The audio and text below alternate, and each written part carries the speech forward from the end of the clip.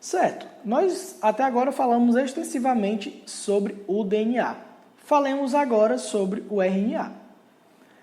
Diferentemente do DNA, o RNA ele pode existir de três formas. Ele pode existir na forma de RNA mensageiro, que nós representamos por RNA-M ou mRNA. Ele pode existir na forma de RNA transportador, que nós representamos na forma de RNA-T ou tRNA. E ele pode existir na forma de RNA ribossômico ou RNA ribossomal, que nós representamos na forma de RNA-R ou rRNA. Estruturalmente, o RNA é uma molécula de fita única, que difere do DNA, que o DNA é uma molécula de fita dupla. E outra coisa que diferencia um do outro é que onde no DNA tem timina, no RNA tem uracila. Então, a molécula de RNA ela é formada por 4 nucleotídeos que contêm adenina, uracila, citosina e guanina, enquanto o DNA é formado por 4 tipos diferentes de nucleotídeos, aqueles que contêm bases nitrogenadas adenina, timina, citosina e guanina. E estruturalmente, o RNA só tem uma fita composta de polinucleotídeo, enquanto o DNA tem 2 fitas polinucleotídicas que se pareiam, que são complementares uma à outra pelas bases nitrogenadas delas. E como é que o RNA ele é formado? Lembrem que eu falei daquela relação. Então, cada gene, lembrando que é o gene, um segmento de DNA responsável pela codificação de um produto biologicamente funcional, que geralmente é uma proteína. Então, cada gene, ele produz o que a gente chama de RNA mensageiro. E o que é esse RNA mensageiro? O RNA mensageiro é o que vai conter a informação, a mensagem para a produção de uma proteína lá no citoplasma. Então, lá no núcleo, o DNA, ele comanda a síntese de um RNA mensageiro. Esse RNA mensageiro sai do núcleo em direção ao citoplasma, vai interagir com a estrutura da célula, que é chamada de ribossomo, e o ribossomo lê essa mensagem que foi codificada no DNA, só que agora está presente na forma de RNA, e a partir dessa mensagem presente no RNA mensageiro, ele codifica uma proteína. Então, aqui é a estrutura tridimensional do RNA, um polinucleotídeo de cadeia única, diferentemente do DNA, que é um polinucleotídeo de cadeia dupla. Aqui é a estrutura do RNA mensageiro, principalmente, enquanto aqui é a estrutura do RNA transportador. Nós iremos entrar em mais detalhes do RNA transportador na aula em que nós iremos falar sobre o mecanismo da síntese proteica. Mas o RNA transportador, qual é a função dele? Se o RNA mensageiro ele leva a informação da sequência de aminoácidos que uma proteína deve ter, quem é que traz os aminoácidos? O RNA transportador. Então, a principal função do RNA transportador é trazer aminoácidos até o ribossomo, que é onde a proteína está sendo sintetizada, à medida que o ribossomo lê a informação contida no RNA mensageiro. E o RNA transportador, ele também é uma fita única de RNA, mas ele vai ter essa estrutura que nós chamamos de estrutura de trevo de 4 folhas, que vai conter essas 3 estruturas aqui, e essa estrutura superior aqui, que é onde o aminoácido se liga. Então, isso aqui é uma representação simples e esquemática da síntese proteica, que nós teremos uma aula só para tratar sobre isso. Então, observem, o DNA tem todo o conjunto de receitas para produzir proteínas, só que ele não produz as proteínas diretamente. Ele precisa produzir um intermediário que vai conter as informações para a produção da proteína, que é quem? O RNA mensageiro. Então, lá no núcleo, acontece a síntese do RNA mensageiro, que é o que nós chamamos de transcrição. A transcrição do DNA leva à síntese do RNA mensageiro. Esse RNA mensageiro, ele contém a mensagem que vai ser lida para ser produzida a proteína. Então, esse RNA mensageiro, ele sai do núcleo da célula e vai em direção ao ribossomo. O ribossomo, que é essa estrutura aqui em formato de feijãozinho, é a estrutura da célula, é a maquinaria para formação da proteína. Então, à medida que o ribossomo lê essa mensagem que está presente no RNA mensageiro, ele sabe qual aminoácido colocar nessa proteína que está sendo sintetizada. E quem é que traz esses aminoácidos? O RNA transportador. Não precisa vocês agora se preocuparem com o mecanismo da síntese proteica. Basta vocês saberem, por enquanto, o básico, que é a relação que existe entre DNA, RNA e proteína. Então, repetindo, o DNA ele é composto por milhares de genes e cada gene vai ser responsável por sintetizar uma molécula de RNA mensageiro, num processo chamado de transcrição. Essa molécula de RNA mensageiro, ela sai do núcleo e vai em direção ao citoplasma. Lá no citoplasma, ela encontra essa estrutura chamada de ribossomo. O ribossomo, ele vai ler a mensagem presente no RNA mensageiro e à medida que ele lê essa mensagem, ele vai sintetizando a proteína. E essa proteína ela pode ter diversas funções, como nós falamos. Ela pode ser uma proteína envolvida na defesa do organismo, que no caso são os anticorpos. Ela pode ser uma proteína especializada em interpretar sinais, que no caso é uma proteína receptora de membrana. Ela pode ser uma proteína sinalizadora, que vai levar informações de um tecido a outro, que no caso são os hormônios de natureza proteica. Ela pode ser uma proteína que carrega moléculas de uma porção a outra da célula, que são as proteínas transportadoras, e por aí vai. Então, por hora, se preocupem só em saber como é essa relação: DNA, RNA, proteína.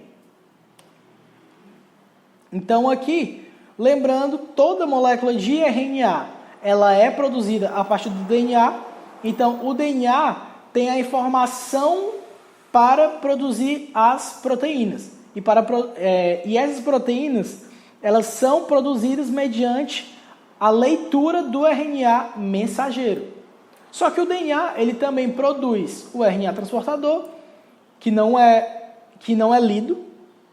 Só quem é lido para produzir proteína é o RNA mensageiro. Atentem a isso. Então, lembrem daquelas porções do DNA que eu falei que não codificam proteínas. Algumas dessas porções, elas estão envolvidas na síntese de RNA transportador e na síntese de RNA ribossomal, por exemplo. Enquanto as porções codificantes, que são as porções que codificam proteínas, que nós iremos dar um nome especial para elas lá na aula de síntese proteica, elas codificam RNA mensageiro, e esse RNA mensageiro é o que vai ser lido para produzir a proteína. E a informação para produzir essa proteína, em primeira instância, estava presente aonde? Na molécula de DNA. O grande receituário para a produção de todas as proteínas que nós temos no nosso corpo. E o que é esse RNA ribossomal, que eu não falei direito? O RNA ribossomal ele é um constituinte do ribossomo, que é a estrutura que consegue produzir as proteínas. Então, para finalizar a aula, vamos falar sobre um tema que faz parte da estrutura tridimensional dos ácidos nucleicos.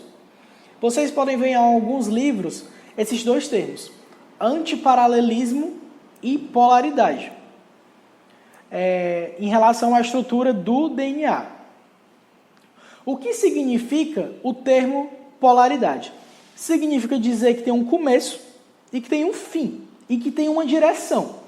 Então, toda molécula de DNA, assim como toda molécula de RNA, tem um primeiro nucleotídeo e um último nucleotídeo. E nós apresentamos da seguinte forma.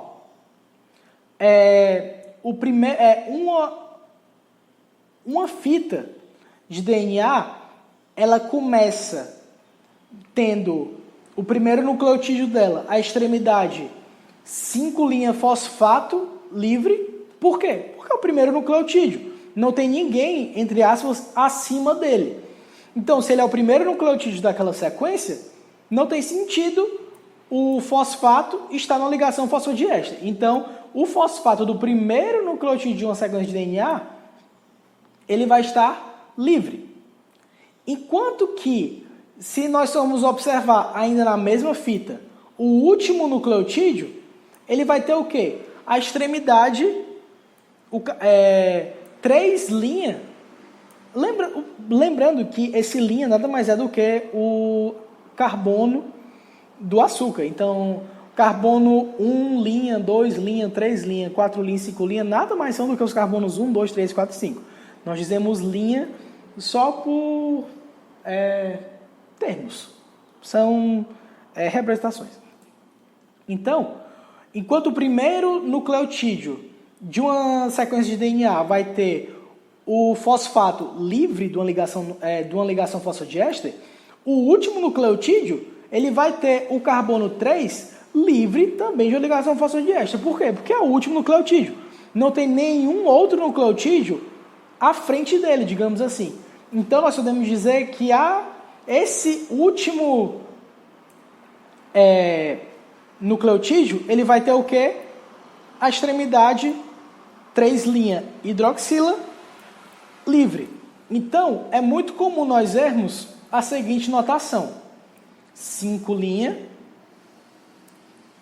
em direção a 3', ou 3' em direção a 5'. Nós iremos explorar isso de forma bem mais detalhada na aula de síntese proteica. Mas o que é que isso representa? Representa a polaridade do DNA. Significa o quê? Que ele tem, nesse caso dessa primeira fita, um começo.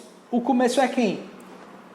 O primeiro nucleotídeo que tem um grupo fosfato livre de ligações, nós chamamos esse grupo aqui de 5' fosfato ou apenas 5'.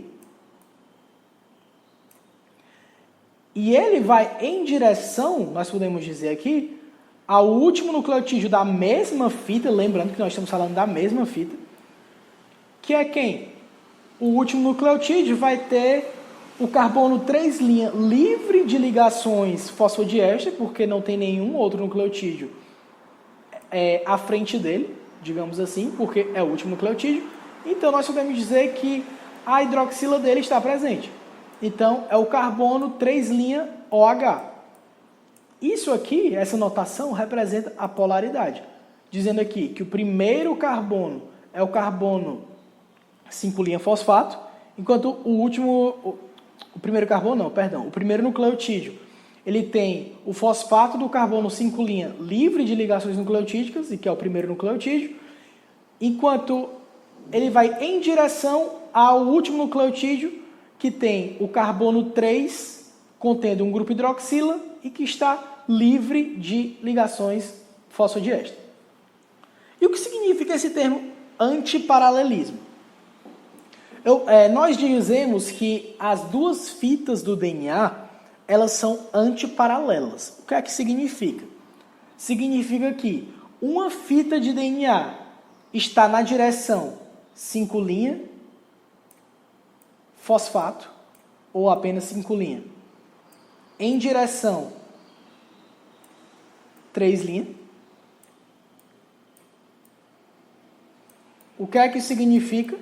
Significa que o primeiro nucleotídeo dessa sequência tem um fosfato livre, enquanto o último nucleotídeo dessa sequência tem um hidroxila livre. Tudo bem, isso é uma das fitas. Mas, lembre que o DNA tem duas fitas.